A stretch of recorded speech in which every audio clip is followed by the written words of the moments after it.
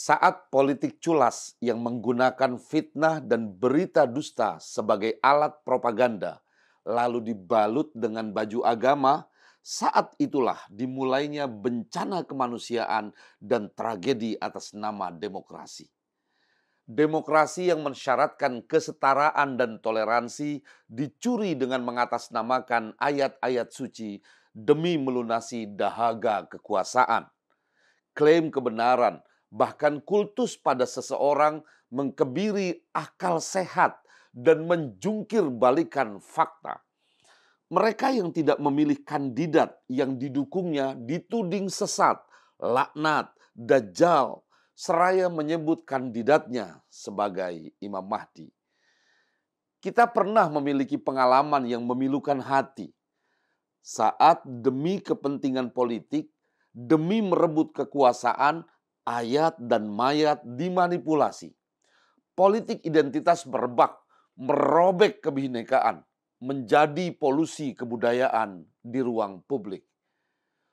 Umat merindukan kedamaian, umat memilih damai. Bersama saya, Ayah NH, inilah Suluh Bangsa.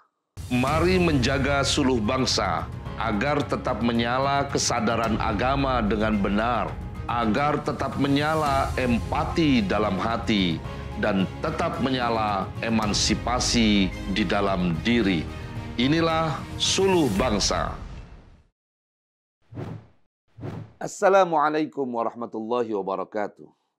Salam sejahtera dan salam bahagia untuk kita semua. Aisyah binti Abi Bakar, Ummul Mukminin, menghampiri umat Islam yang hendak pulang ke Madinah seusai musim haji.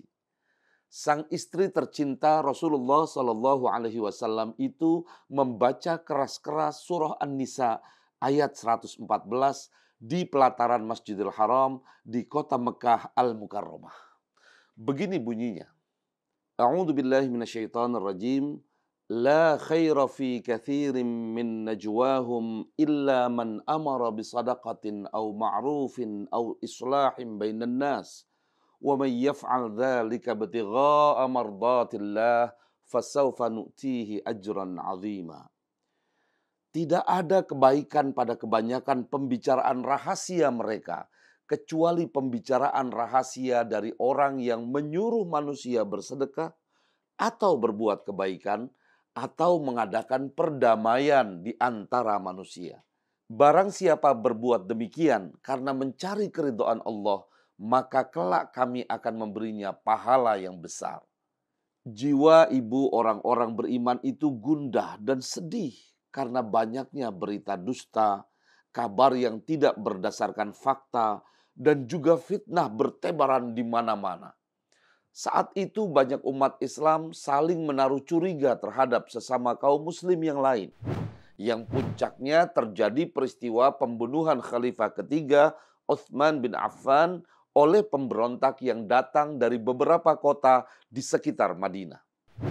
Lantaran fitnah yang tak berkesudahan dan kabar bohong yang dihembuskan oleh kalangan yang tak bertanggung jawab, membuat banyak kaum muslimin mendatangi kota Madinah lalu bergabung dengan beberapa orang penduduk Madinah yang terhasut oleh fitnah dan kabar dusta. Mereka berkumpul dan mengepung rumah Khalifah Utsman bin Affan. Sebagai Amirul Mukminin, pemimpin sekaligus panglima tertinggi umat Islam, bisa saja Khalifah Utsman mengerahkan angkatan bersenjata untuk mencegah kerusuhan dan mengamankan kota Madinah. Tetapi sebagaimana sejarah mencatat, Khalifah yang sangat lembut hatinya itu tak menghendaki terjadinya pertumpahan darah di kota Madinah yang telah dibangun dengan susah payah oleh Rasulullah Shallallahu Alaihi Wasallam. Dan akibatnya sungguh menggetarkan relung hati Aisyah radhiyallahu anha. Para demonstran yang mengepung rumah Khalifah Utsman bin Affan itu nekat merangsek memasuki rumah sang khalifah dan mendapati beliau sedang membaca Al-Quran. Dan sungguh inilah yang membuat ibunda kaum beriman itu merasa seolah terjerembab ke dalam lubang kesedihan yang paling dalam.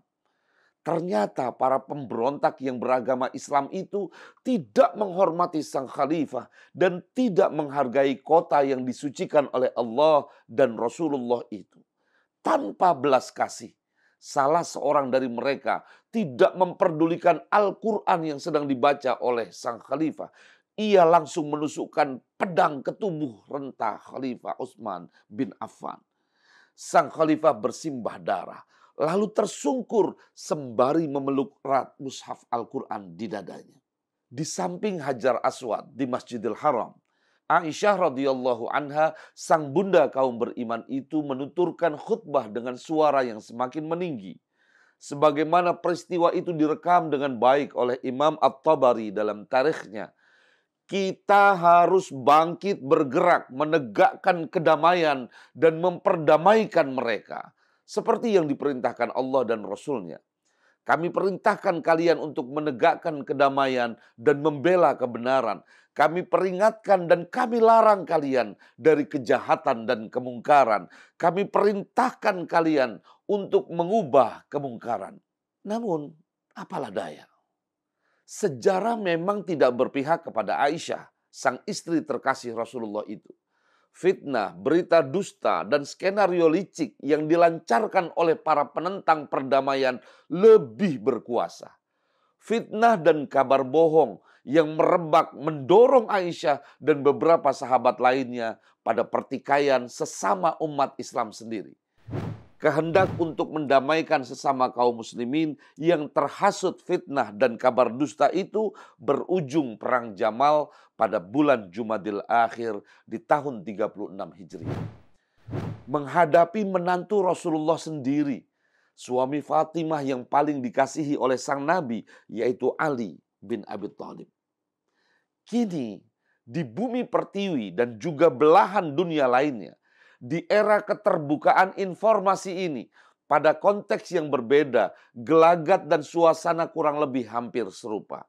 Dinding-dinding di media sosial banyak dipenuhi hoaks, kabar dusta yang tidak bertanggung jawab. Ujaran kebencian yang ditulis oleh jemari yang gemar mencaci penuh sesak di dunia maya.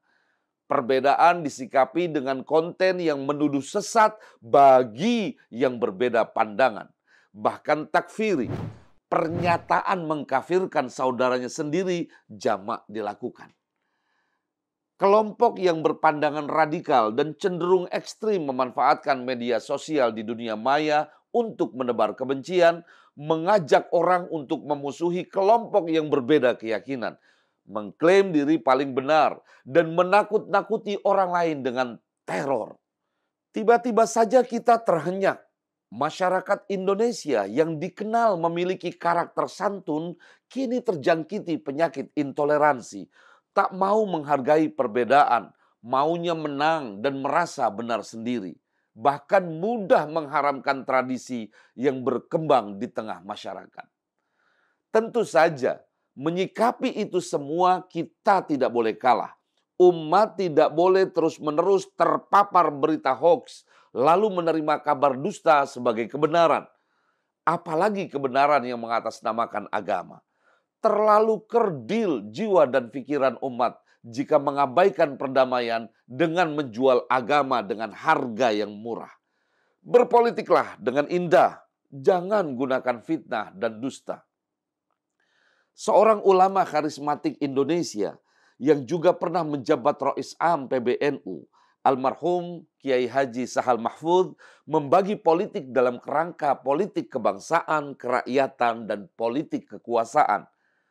Menurut Kiai Sahal, politik kekuasaan merupakan wilayah dari partai politik untuk berdialog maupun berkompetisi dalam merebut ruang-ruang kekuasaan dan struktural. Sementara politik kebangsaan dan kerakyatan merupakan ijtihad politik untuk memperjuangkan nilai-nilai prinsip keagamaan tanpa terjebak pada proses kontestasi perebutan kuasa. Menurut Kiai Sahal, politik kebangsaan kerakyatan merupakan politik tingkat tinggi atau kerap disebut dengan as-siyasah al-aliyah as-samiyah. Selain itu, Kiai Sahal berpedoman bahwa Islam merupakan inspirasi politik, bukan aspirasi. dan fikih politik dikembangkan dalam konfigurasi pemberdayaan sosial dan kesejahteraan masyarakat. Sementara tujuan politik bagi Kiai Sahal sebenarnya adalah membawa kesejahteraan rakyat dengan kontribusi untuk membawa umat ke ruang keinginan finalnya, yaitu keselamatan dunia akhirat. Dengan demikian, politik merupakan wasilah atau strategi dan cara, bukan sebagai ghoyah atau tujuan. Maka cara berpolitik yang rendah, yaitu dengan menyebar berita hoax, hate speech, dan mengadu domba umat adalah perilaku hina yang harus dihindari. Politik tinggi itu mendamaikan, politik rendah itu menghancurkan. Nah, karena itulah ayat Al-Quran surah An-Nisa ayat 114, sebagaimana saya kutip di atas, menegaskan bahwa salah satu bentuk kebaikan yang utama adalah mengajak umat untuk memilih kedamaian. Bahkan upaya menegakkan kedamaian dianggap sebagai kebaikan yang lebih utama melebihi keutamaan puasa, salat, dan sedekah. Menjaga perdamaian di tengah-tengah masyarakat adalah tugas semua komponen bangsa. Saya, Anda, dan kita semua lewat peran kita masing-masing. Bukankah Rasulullah SAW pernah bersabda sebagaimana diriwayatkan oleh Imam Ahmad, "Laisal kadzdzab alladzi yuslihu bainan nas fayanmi khairan aw yaqulu khairan." Bukanlah disebut pendusta orang yang mendamaikan di antara manusia, lalu ia menyebarkan kebaikan atau mengatakan kebaikan. Silakan sebarkan warta kebaikan ini ke sebanyak-banyak teman di circle Anda. Salam damai untuk kita semua. Sampai jumpa.